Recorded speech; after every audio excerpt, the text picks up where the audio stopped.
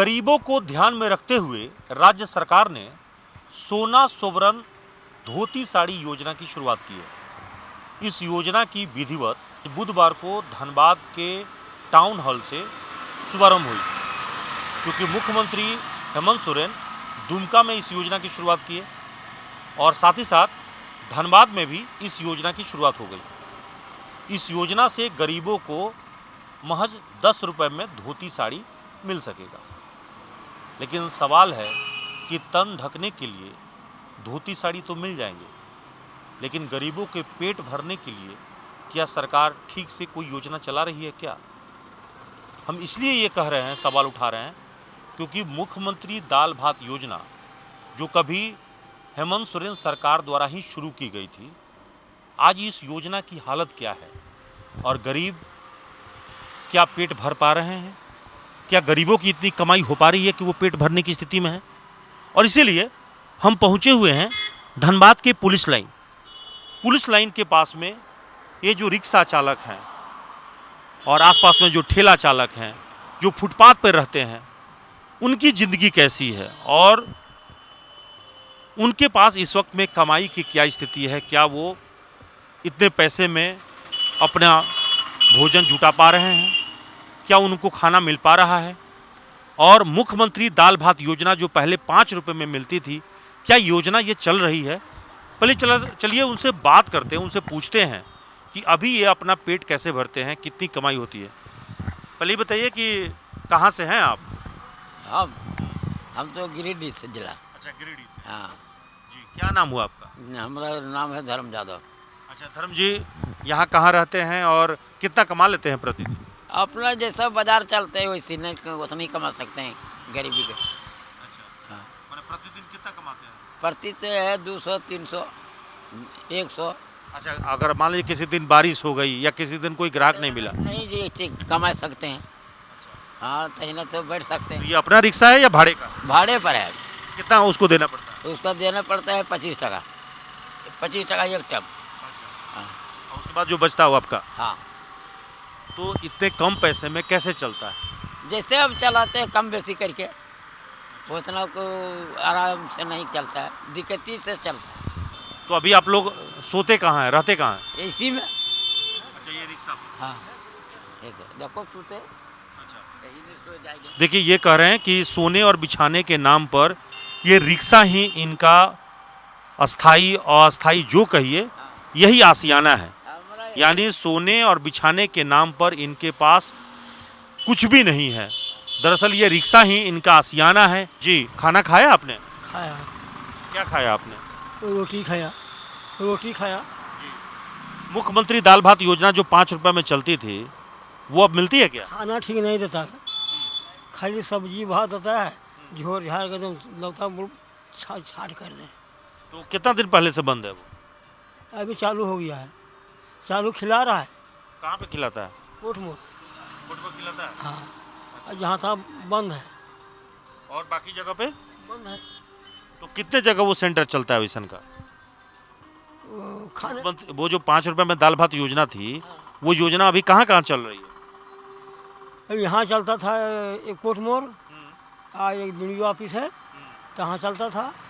ढेला में? एक सारे ढाला चलता था, और एक बस डिपो, उतना हम जानते हैं कि 5 रुपया के बदले आप 10 रुपया लीजिए, लेकिन हुजूर हमारा पेट भर दीजिए। और इतनी सी गुजारिश है इनकी कि कम से कम उसका गुणवत्ता का ध्यान रखा जाए, ताकि कम पैसे में इनका पेट भर सके।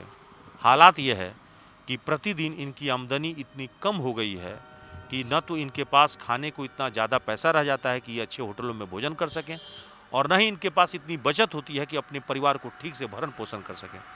ऐसे में सवाल है कि क्या सरकार इनके दर्द को समझते हुए मुख्यमंत्री दाल भात योजना की गुणवत्ता को सुधारेगी और क्या उसके विस्तार करेगी? हम पहुंचे हैं डीजीएमएस के पास, यानी ये खान सुरक्षा महानिदेशालय कार्यालय के ठीक सामने की फुटपाथ का नज़ारा है।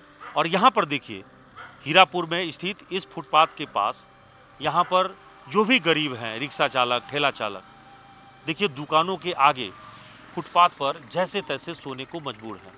इनके पास ओढ़ने और बिछाने के नाम पर वो चंद कपड़े जो आपको नज़र आ रहे हैं, गमछा या किसी किसी के पास वो भी नहीं है, वो ज़मीन पर सीधे तौर पर सो गए हैं। और ये इनकी असल तस्वीर है। इसी प्रकार से ये जीने को विवश हैं, क्योंकि इनके पास कोई साधन ही नहीं है, करे तो क्या करे। और देखिए नींद भी कैसे आएगी।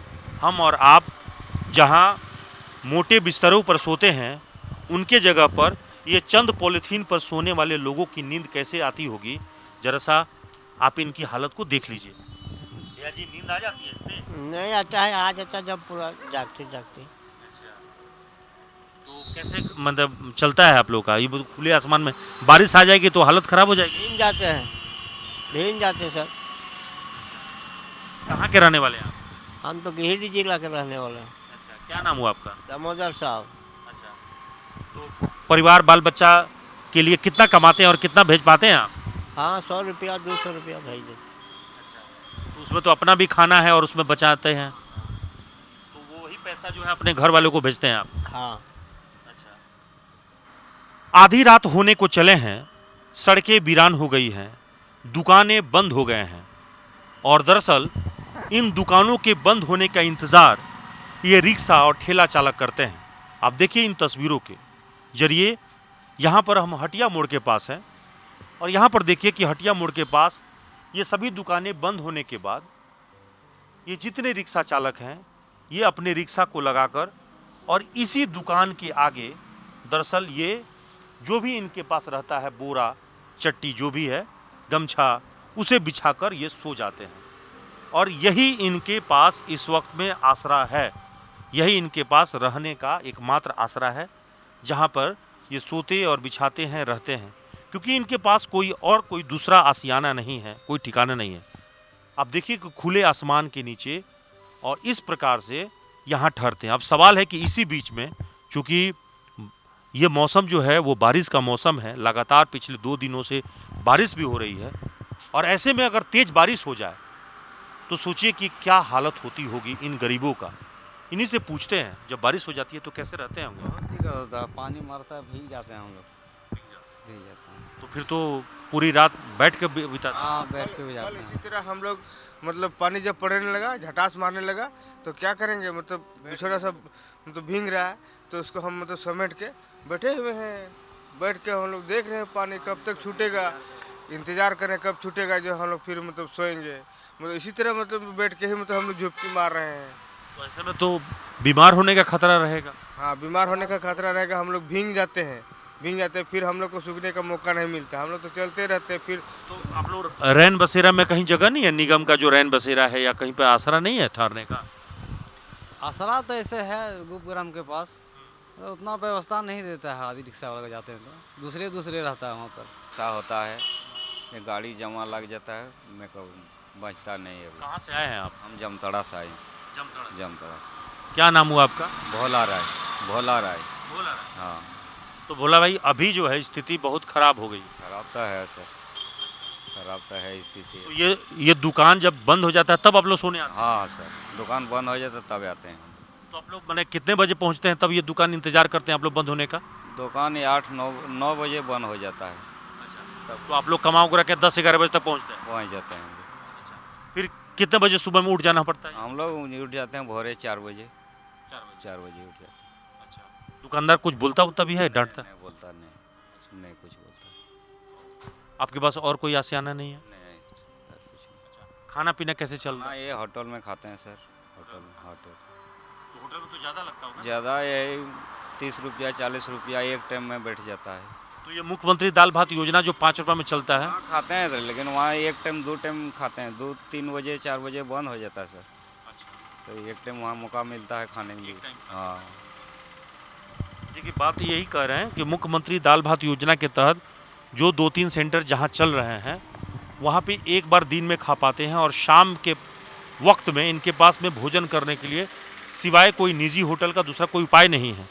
और इसीलिए मजबूरी में ये जैसे तैसे किसी बाहर में खाने को मजबूर हैं। लेकिन उससे भी बड़ा सवाल यही है कि इनके पास, मैंने पहले ही कहा कि आशियाने के नाम पर यही ठिकाना है, और रात होने का इंतज़ार इन्हें रहता है कि जैसे ही देर शाम होती है जब ये दुकानें बंद हो जाती है तब ये शटर गिरने के साथ ही बाहर में जो बचा हुआ जो आप देख रहे हैं यहाँ पे इस चबूतरे के पास सड़क के किनारे ये अपना आशियाना लगाते हैं और आशियाने के नाम पर, ओढ़ने बिछाने के नाम पर यही वो सामने जो बोरा चट्टी दिख रहा है या जो चादर है या गमछा है उसे बिछा लेते हैं और यहीं पर सो जाते हैं।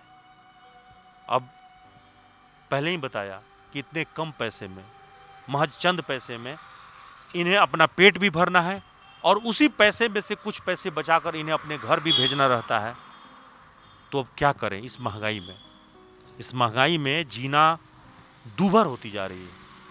सच कहूँ तो इनके दर्द को, इनके पीड़ा को देखकर हमें भी जो है रोना आ रहा है, क्योंकि एक आम आदमी किस जद्दोजहद में जी रहा है और इस महंगाई के दौर में कैसे अपने आप को, अपने पेट का भरण पोषण कर रहा है, कहना मुश्किल है।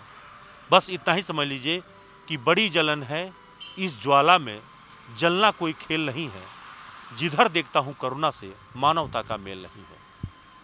सहयोगी निकुंज के साथ Abhishek Kumar, the news post, Dhanbad.